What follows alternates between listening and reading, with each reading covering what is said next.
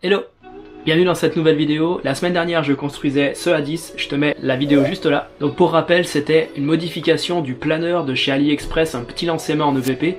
L'équivalent c'est également le planeur de chez Lidl. Je l'ai donc adapté en A10 en rajoutant deux EDF 50 mm avec les moteurs brushless 3300 kV, deux ESC 40 A, des micro-servos 3,7 g, le tout branché sur une lipo 1500 mAh en 3DS. Tu l'auras compris, dans cette vidéo aujourd'hui je fais le test en vol, test que j'ai pas pu vous faire la semaine dernière puisqu'il pleuvait, le soleil est enfin revenu, on va pouvoir aller voler un petit peu. Ah oui, une précision importante par rapport à la vidéo de la semaine dernière, j'ai renforcé mon bloc moteur avec des petits riselants.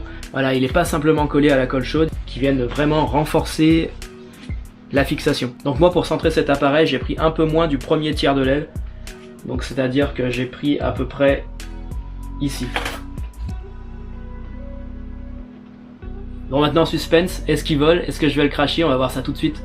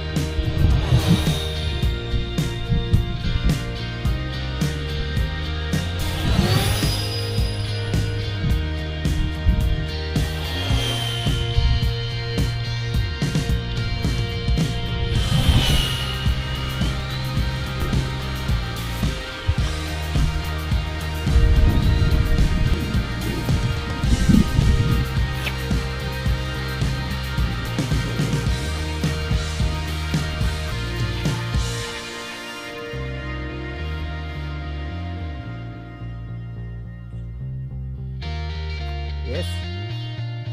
Ok, bah il vole même super bien. Donc pour ma part, c'est la première fois que je pilote un avion avec des EDF, avec des turbines électriques. Donc vraiment ça fonce, c'est vraiment la première fois que je pilote un avion aussi rapide. Je commençais même à me demander si les ailes tiendraient le coup, et finalement elles ont tenu bon. Donc avec cette lipo de 1500 mAh, j'ai volé à peu près 6 minutes, mais j'étais loin de l'avoir vidé. Donc à mon avis, on peut largement tenir 10 minutes d'autonomie avec une 1500 mAh. Après c'est vrai que j'ai pas été trop gourmand sur le gaz, j'ai volé à peu près à, on va dire à 30% des gaz, parce que vraiment après ça allait très vite. Donc après avoir fait quelques tours d'échauffement, j'ai commencé tout doucement à faire quelques approches en mettant les gaz à fond pour voir un petit peu sa puissance maximale.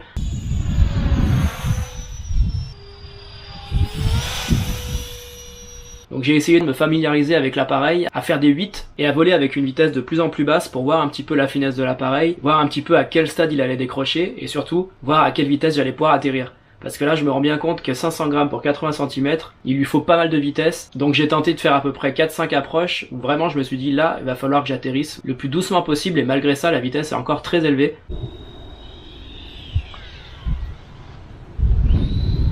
J'arrive finalement à l'atterrir, merci quand même les herbes hautes parce que vraiment ça a amorti la chute. On peut pas dire que ça a été le meilleur atterrissage de ma vie. Mais en tout cas, il est entier et je vais certainement aller revoler dès cet après-midi avec. En tout cas, si toi aussi t'as envie de te lancer dans la modification de ce planeur en EPP, je te conseille de mettre des EDF un peu moins grosses. Il existe du 45, même du 40. Tu pourras mettre une lipo 2S, donc tu vas vraiment gagner beaucoup de poids. Tu pourras voler un peu plus lentement et tu pourras voler tout aussi vite si tu veux. En tout cas, pas de souci avec cette config, il vole vraiment super bien, très stable. Je suis vraiment surpris du résultat en fait.